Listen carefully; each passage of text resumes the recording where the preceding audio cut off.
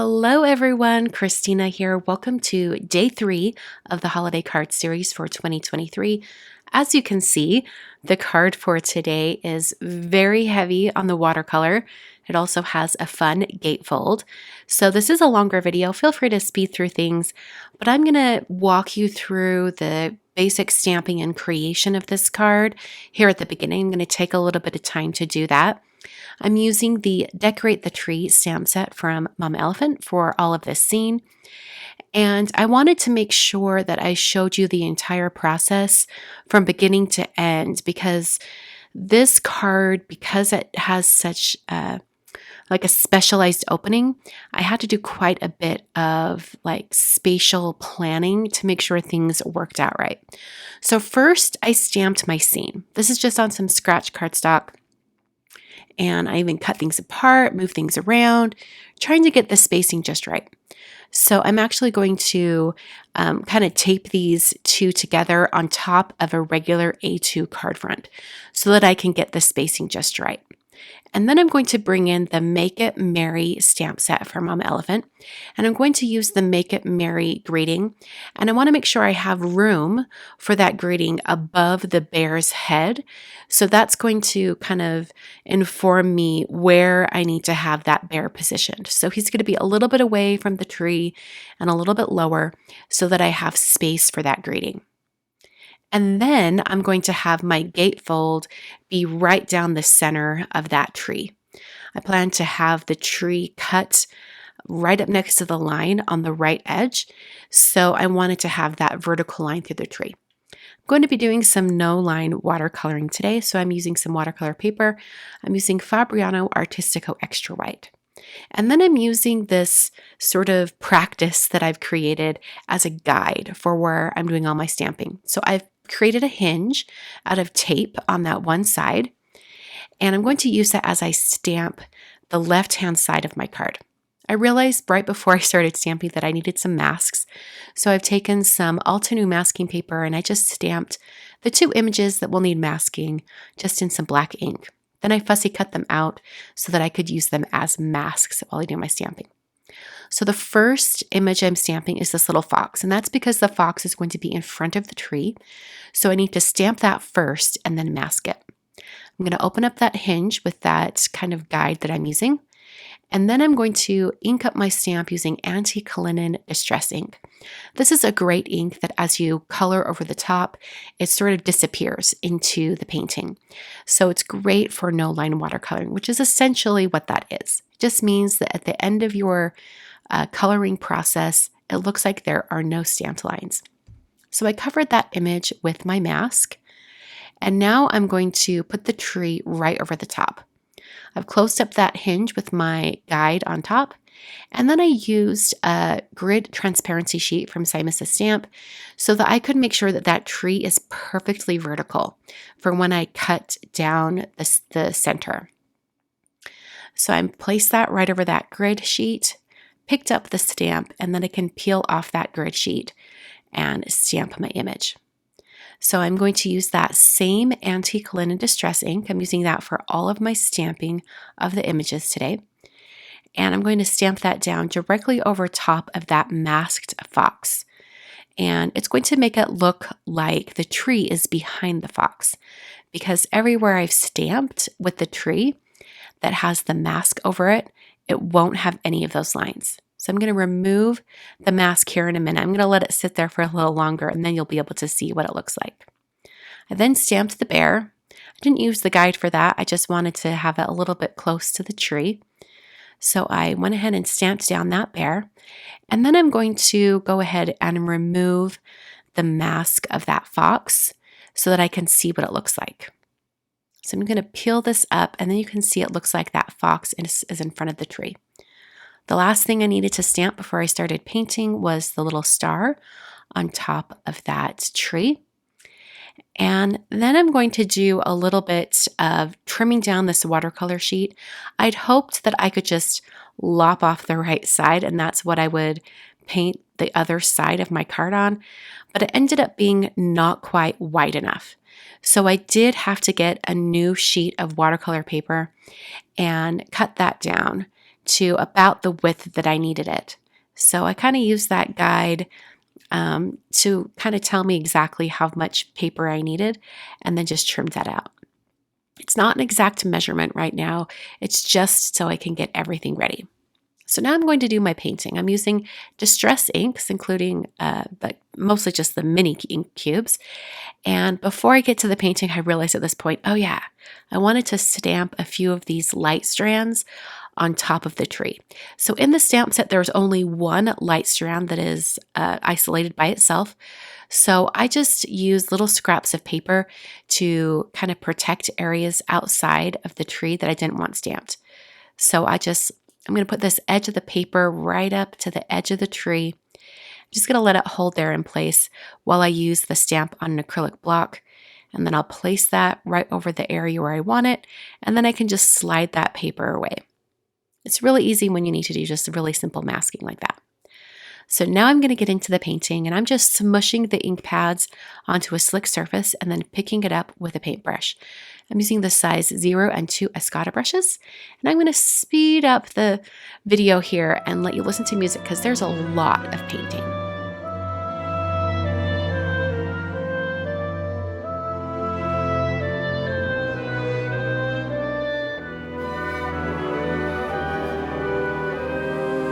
I'm not wasting any dreams this Christmas. I've made my wish upon that star. The only dream of which my list consists is to always be wherever you are. This year there will be no praying for the snow to fall. It would not make a difference to me at all. No, I'm not wasting any dreams this Christmas. I've made my wish and it came true.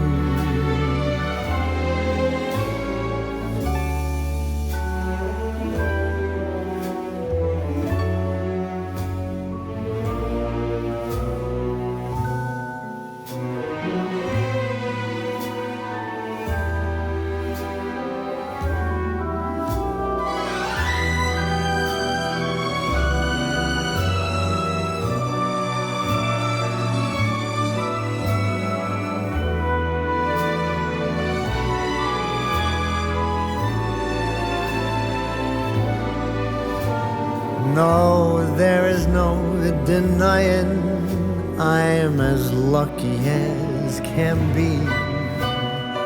This year the wishing star has shone its light on me. I'm as happy as a child on Christmas. I've made my wish and it came true. All I want for Christmas is you.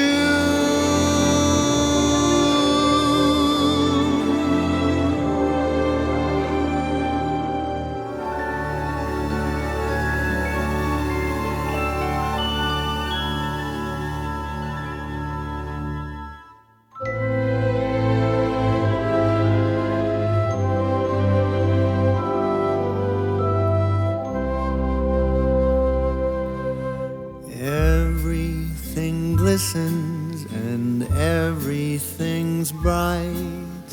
Everyone's happy, spirits are light. I am sitting here thinking, alone with my drink, as I do this time of the year. Do you remember when love was around? when we were aglow, the talk of the town. When I'm sitting here drinking, I can't help but think about you, about us, as I do this time of the year.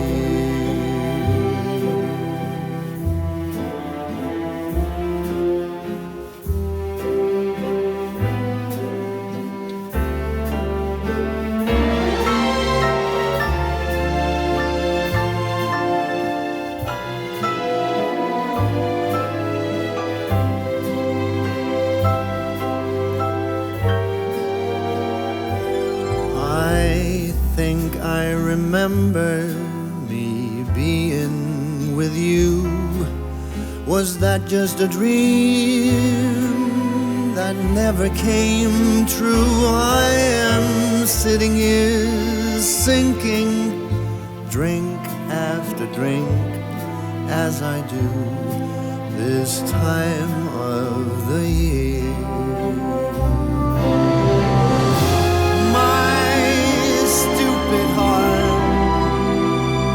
So easily strays. I thought I was trying to forget you. I must have forgotten. I am lost in my memories, pouring the hours away.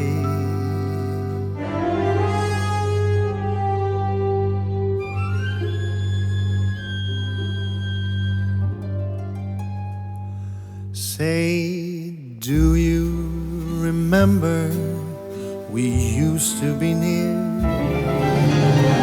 You don't recall, you forgot as I'd feared. I don't blame you if memory fails you, but I must admit I am thinking of you every minute, each hour.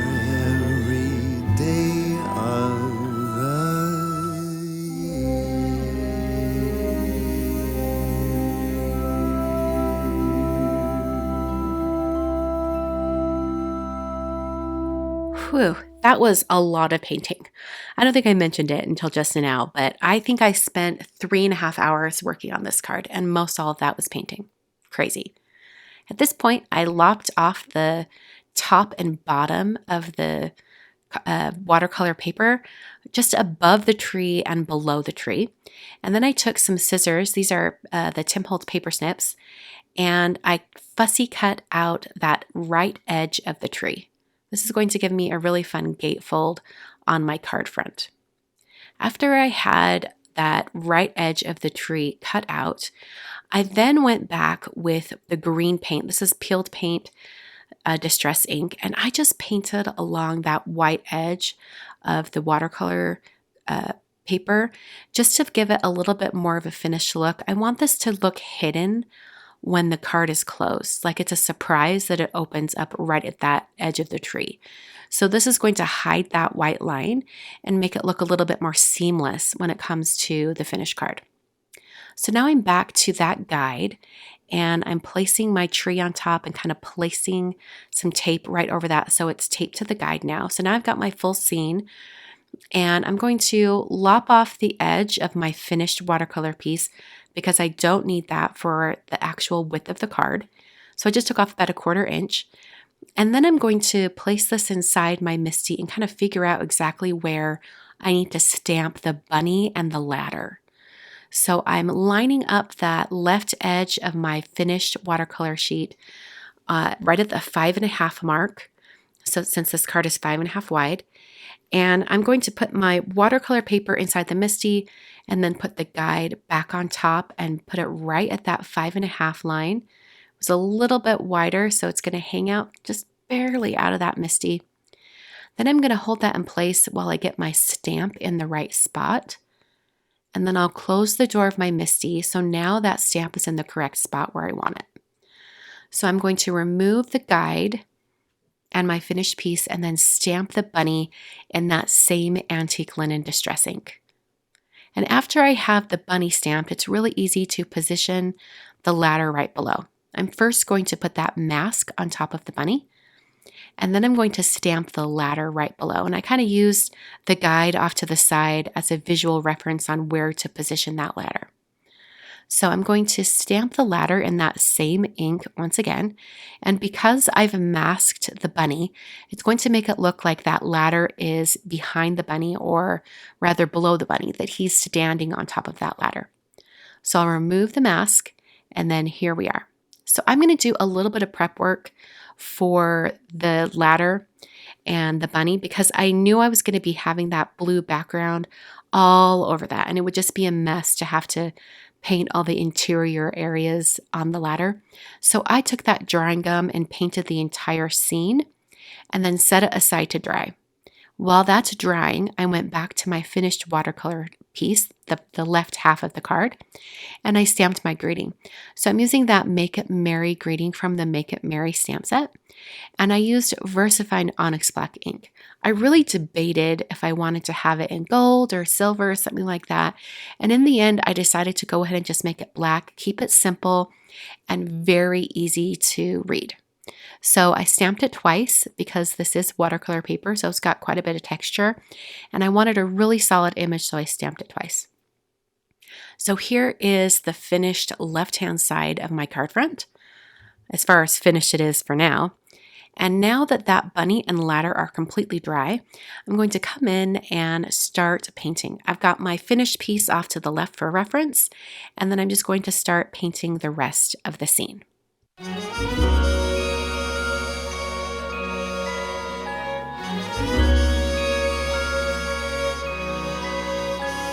Something's tugging at my sleeve. I do believe it's Christmas. It's cold outside, but I'm warm within, 'cause Christmas time is here.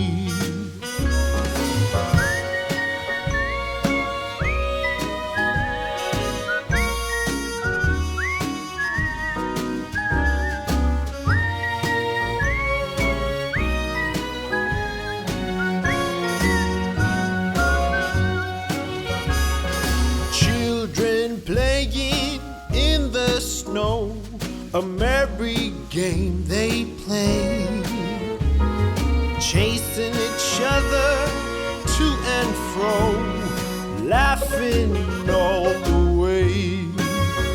Oh, what a jolly time to have the whole family here for a few days of love and grace. But when Christmas has gone, it'll be another year. When Christmas has gone, it actually was on a Christmas day you came my way, that once upon a long ago. The Bethlehem star must have shown the way that led you to me. Now from our love and a little help from above, we've raised our little clan like it's part of a master plan. Still, when Christmas has gone, it'll be another year. When Christmas has gone, when Christmas has gone.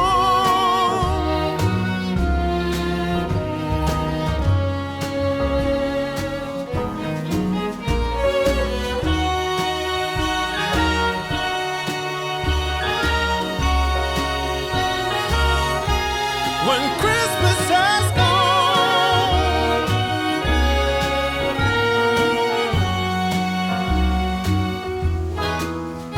Oh, what a jolly time to have the whole family here for a few days of love and grace.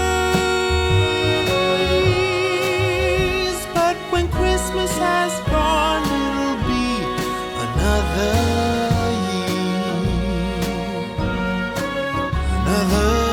year. Oh, when Christmas has gone, it'll be another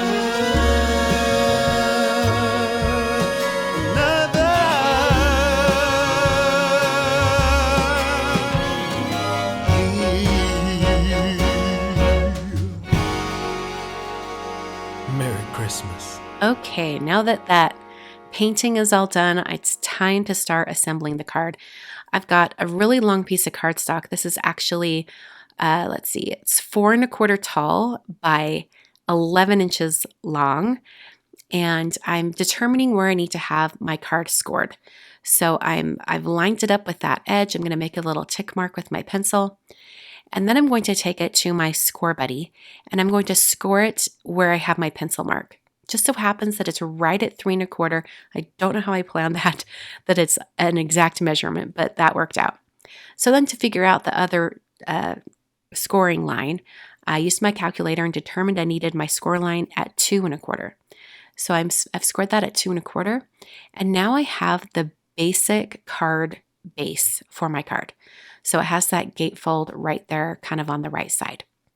So I'm going to take my finished watercolor panel and I'm going to adhere it to that side of the card. Now the top and bottom are going to hang off because I haven't trimmed those out to the right size yet. So after I have my watercolor panel adhered to the left-hand side of the card, I'm then going to take a T-square ruler and a craft knife and just lop off the edge. So this is going to make it nice and crisp for that half of the card front. For the other side of the card, I love this part. I hadn't seen them together until this point. I'm going to first, I'm going to take a little bit off the right-hand side of that finished panel, just a little bit, about 1/4 inch off that side. And then I put adhesive on my card base and then adhered the panel to that side of the card. So after I had this adhered, then I'm going to go ahead and use my T-square ruler once again and lop off the top and bottom. Doesn't that look really neat? I love how that looks. Looks like a completely continuous seam. So I'm going to take my X-Acto knife and I'm going to lop off that interior side so it lines up with the card base. And I'm also going to cut off the top and bottom like I mentioned before.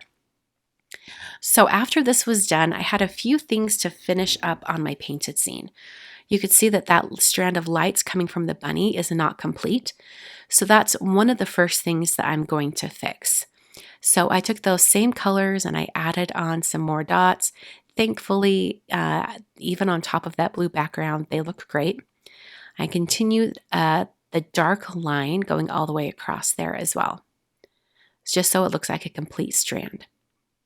I then took the top edge of that blue background. It didn't look complete up there. So after the card was put together, I was able to see exactly where that would line up. So I took that blue, the pale blue, and just brought that over onto the right-hand side of the card so that it lines up a little bit better. And you can see it just finishes that area. I'm also going to add snowflakes, just little white dots all over the front of this card. I just used a white Jelly Roll pen for this, kept them pretty sparse. I want it just to look like a really gentle falling snow. And I also made sure to open up my card and add more snow underneath the tree, just so it looks like a complete scene with the bunny when you start to open the card. So here's the finished card. This was definitely a labor of love.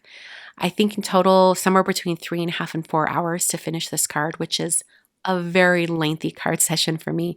I generally don't go beyond maybe 2 hours. So this was a labor of love, like I said. Thanks so much for watching today.